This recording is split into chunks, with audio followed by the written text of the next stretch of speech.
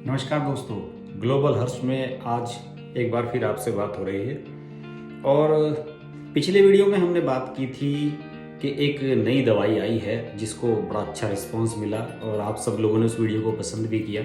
और इस चैनल पर मेरा कुछ इसी तरह की इंफॉर्मेटिव सूचनाएं आपको देने का एक प्रयास रहता है कि कुछ अच्छी ऐसी जानकारियां जो हमारे आपके जीवन को प्रभावित करें, हमारे काम की हों, उसके बारे में आपसे मैं बात करूं। आज का विषय भी कुछ ऐसा ही है।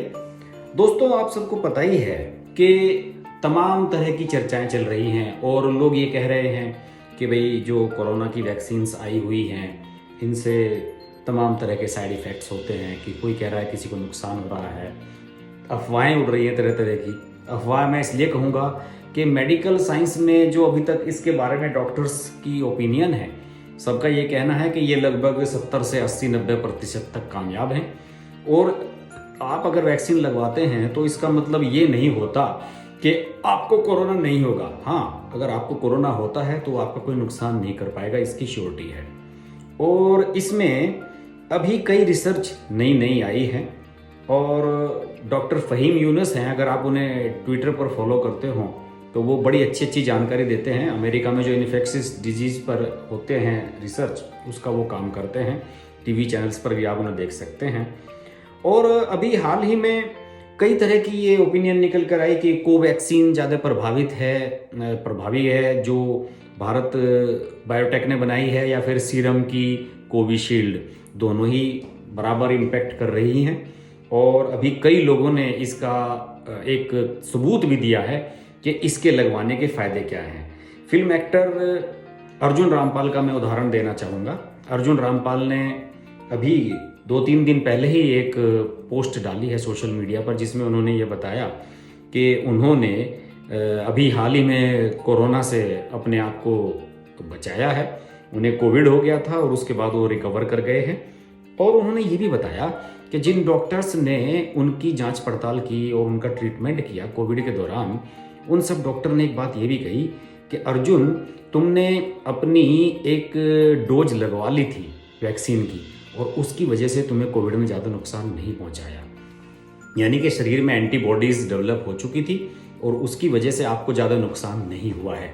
अर्जुन रामपाल की ये पोस्ट एक बहुत आइडियल पोस्ट है। उन लोगों के मुंह पर तमाचा है जो कोरोना की वैक्सीन लगवाने से डर रहे हैं और दूसरे लोगों के बीच में भी ये भ्रम की स्थिति पैदा कर रहे हैं कि भाई मत लगवाओ, ये हो जाएगा, वो हो जाएगा, बुखार आ जाएगा। अरे बुखार एक दिन आएगा, कोरोना से तो जान बच जाएगी। और इसके बारे में तमाम सारी ऐसी जो रिसर्चेज हैं वो सामने आ रही है।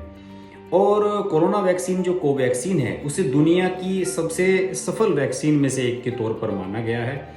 और कंपनी ने फेज 3 क्लिनिकल ट्रायल्स के दूसरे अंतरिम नतीजों के आधार पर यह दावा किया है कि वैक्सीन की क्लिनिकल एफिकेसी 78% है। यानी कि 78% लोगों में सक्सेस है। यानी यह कोरोना इन्फेक्शन को रोकने में 78% ज़्यादा इफेक्टिव है। और सबसे खास बात यह है कि जिन्हें ट्रायल्स में ये वैक्सीन लगाई गई थी उनमें से किसी में भी गंभीर लक्षण नहीं दिखे। यानी गंभीर लक्षणों को रोकने के मामले में इसकी इफेक्टिवनेस 100% है। कोवैक्सीन बनाने में सरकारी मदद करने वाले ICMR का दावा है कि यह स्वदेशी वैक्सीन सभी तरह के वेरिएंट्स पर कारगर है। यानी न केवल यूके, ब्राजील और दक्षिण अफ्रीकी जो वेरिएंट्स अलग अलग तरह के आए हैं कोरोना के, उन सब पर कारगर है। और भारत के 10 से अधिक राज्यों में सामने आए डबल म्यूटेंट वेरिएंट पर भी यह असरदार साबित हुई है। यह एक ऐसी बात है जिसके लिए अब दुनिया की कई वैक्सीन कंपनियां संघर्ष कर रही हैं।